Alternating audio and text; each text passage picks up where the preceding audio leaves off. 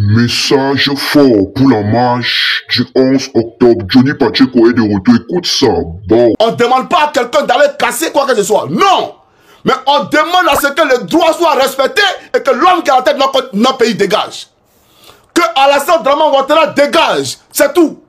Celui qui rentre à la maison, ça veut dire en réalité que toi-même là, tu as décidé de sceller ton avenir pour 5 ans. Tu as décidé de compromettre ta vie et ton futur pour 5 ans. C'est ça la réalité. Donc, la Côte d'Ivoire, là, demain, quand vous allez sortir, ce n'est pas pour rentrer à la maison. C'est pour que les droits soient respectés jusqu'à ce que la communauté internationale qui est bobo, là, qui est sous-muelle, là, entende la voix et le tonnerre qui gronde dans le peuple de Côte d'Ivoire et que cette communauté internationale dise à Ouattara, voilà, si tu ne veux pas que nos intérêts là soient biaisés en Côte d'Ivoire, soient bafoués et piétinés, il faut permettre à ce que tout le monde soit candidat. Ou toi tu quittes le pouvoir, tout simplement. Parce que chaque camarade où on est arrivé là, c'est à la désobéissance civile qu'on va partir. Où personne n'ira au travail. Même la facture de ceux ici, on ne va rien payer pour les donner. Un état de désobéissance civile totale. C'est parce qu'on paye les factures là. Voilà pourquoi tu fais tes trucs, tu prends les autres en prison. Cette fois-ci, tu vas mettre toute la Côte d'Ivoire en prison. Tu mettras tout le monde en prison. On n'ira nulle part. On va tout bâcler. Et la Côte d'Ivoire, elle sera, comme tu l'as dit, un pays ingouvernable. C'est toi qui l'as dit. Tu vas rendre la Côte d'Ivoire ingouvernable. Nous disons qu'on n'est pas prêt. Et on n'est plus prêt pour Alassane Draman Ouattara. Donc quand vous sortez demain là, chers amis, ce n'est pas pour rentrer à la maison. Hein. Et puis nous, on ne va pas pour affronter qui que ce soit. Mais celui qui vous attaque, vous réagissez. Parce que vous n'allez pas regarder les gens venir vous attaquer, prendre des marches. Non, non, non, non, non. Soyez autodisciplinés. Soyez les policiers des uns et des autres. C'est une marche pacifique, mais pas pour rentrer à la maison. Pour que les droits soient reconnus et que les droits soient dits. Alassane Draman Ouattara n'est pas un président. Voilà, parce qu'il pense qu'on est bête. Lui, il pense qu'on est fou. Jean, lui, il arrive, il écarte lui là, il écarte lui. On ne veut plus de lui. Il a fait un mandat, 2 mandats, 3 mandats, c'est 3 qui quittent le pouvoir. Donc on prend la rue, on assiège la Côte d'Ivoire. Dans toutes les villes de Côte d'Ivoire, qu'on soit à Gagnoa, Daloa, partout, le pays t'appelle.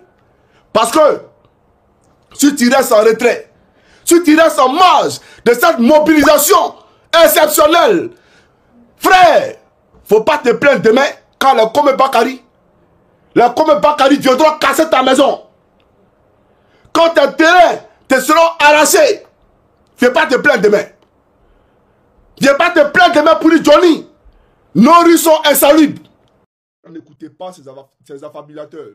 Aujourd'hui, ils sont à l'agonie. Quand ils sortent et puis ils viennent, non, le président Gbagbo dit qu'il ne se reconnaît pas dans cette marche qui aura lieu demain. Mais les Ivoiriens ne sortent pas pour Gbagbo. J'aimerais dire à Alassane Draman Ouattara, les Ivoiriens ne sortent pas pour Gbagbo. Les Ivoiriens sortent parce que tu es un dictateur. Les Ivoiriens sortent parce que le pays nous a échappé. Et le pays ne nous appartient plus. Les Ivoiriens sortent parce que nos terres nous sont arrachées. Les Ivoiriens sortent parce qu'ils sont étrangers chez eux. Les Ivoiriens sortent parce qu'ils ne peuvent pas se soigner dans leur pays. Ce n'est pas une question de Gbagbo. Parce que Gbagbo est là et puis subit ça. Gbagbo est présent en Côte d'Ivoire et puis ils sont malheureux les Ivoiriens. Donc les Ivoiriens ne sortent pas pour faire plaisir à un parti politique. Les Ivoiriens sortent pour leur suivi. Les Ivoiriens sortent parce que trop c'est trop. Les Ivoiriens sortent parce que la vie est chère. Les maisons sont chères en Côte d'Ivoire. Les Ivoiriens sortent parce que l'électricité est chère. L'eau est chère. Les Ivoiriens sortent parce qu'ils ne voient pas la lumière du jour. Tous les marchés sont donnés de gré à gré aux ministres et à leurs enfants. Les Ivoiriens sortent parce qu'ils sont les plus grands oubliés de la Côte d'Ivoire. Donc ce n'est pas une question de Gbagbo Laurent, que Gbagbo ne se reconnaît pas. Même si Gbagbo ne se reconnaît pas, nous on sort. Ça n'a rien à voir avec Gbagbo. On veut libérer notre pays. Maintenant sur lui, on va libérer le pays. Si lui ne veut pas un président, ça c'est lui qui voit. Mais nous on dit on ne veut plus Ouattara, c'est tout. On ne veut plus d'Alassane Draman Ouattara. Un instant s'il vous plaît. Voilà. On ne veut plus d'Alassane Draman Ouattara. C'est notre choix. Voilà, les Ivoiriens sont asphyxiés économiquement dans leur pays. Le pays est surendetté. Voilà pourquoi les Ivoiriens sortent. Les gens ne mangent pas. Nos parents souffrent à l'intérieur du pays. C'est un fait. Nos parents meurent par manque de moyens à l'intérieur du pays. La Côte d'Ivoire est un état vraiment délabré.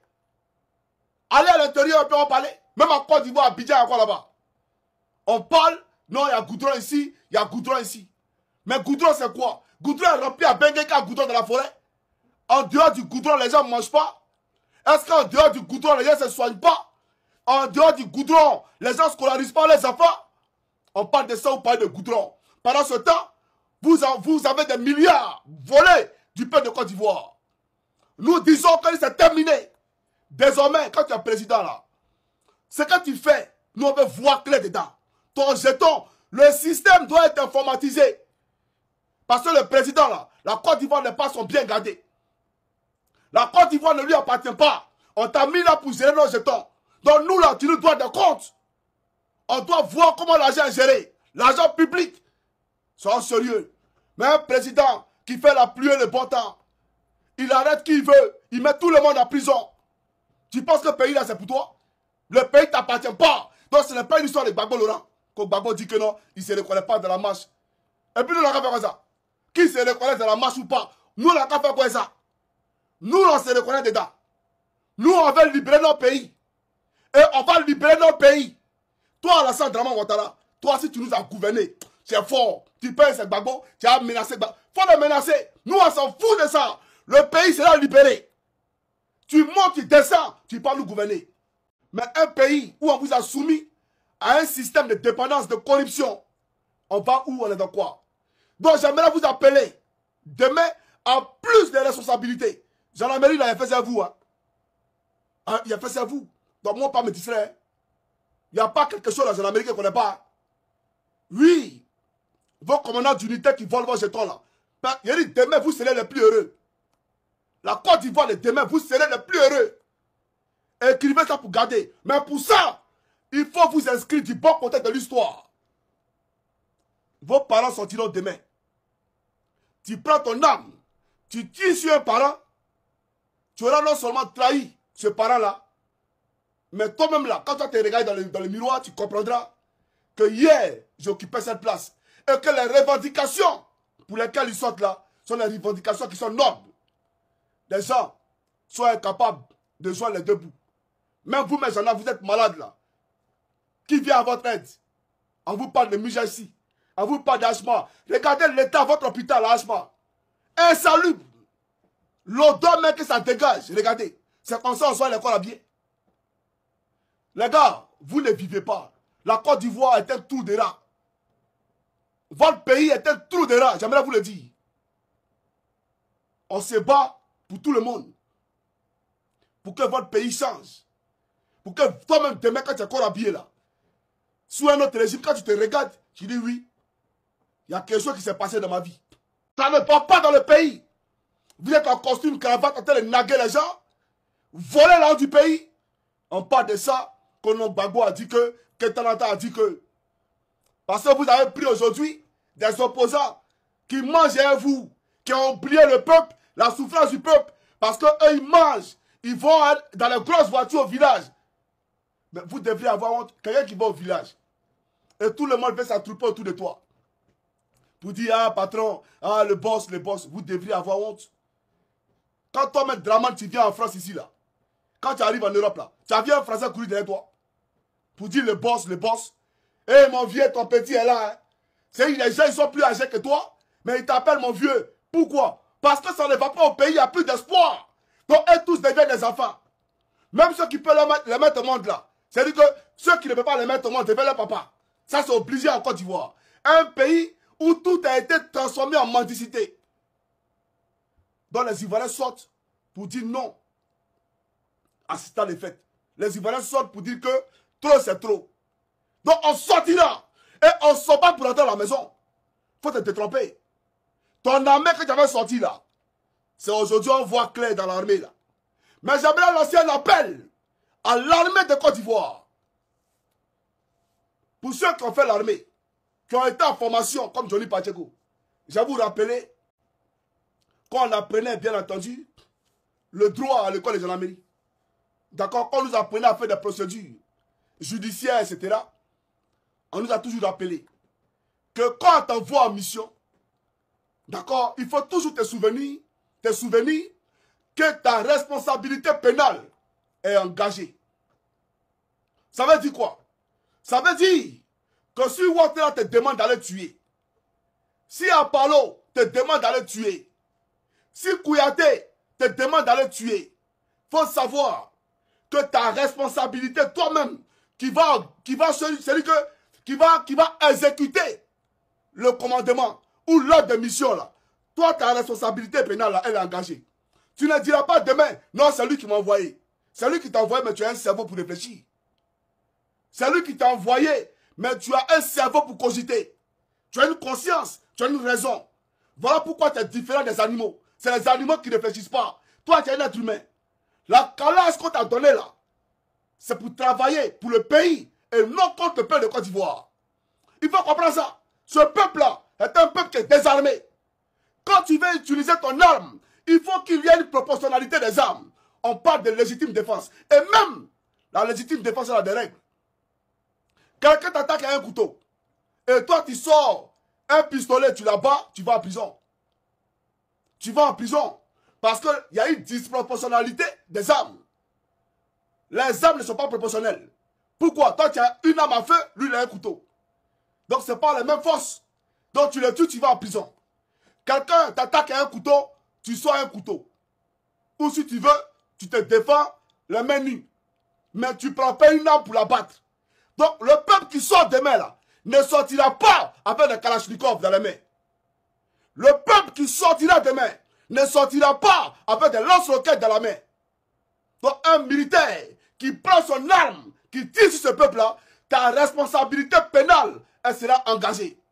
Et tu vas crever en prison. J'y veillerai. Tu vas crever en prison. Il faut écrire ça pour garder. Donc, on est militaire là, on réfléchit. Ceux qui sortent à ses parents, avant de passer le concours de police ou de gendarmerie, tu étais malheureux comme eux hier dans la rue. Tu étais dans ce bas peuple dans la rue. Tes parents ont lutté, payé des sommes pour que tu sois encore habillé. Dans un pays normal, on paye pour travailler. Vous trouvez que c'est normal? Mais ça doit changer normalement.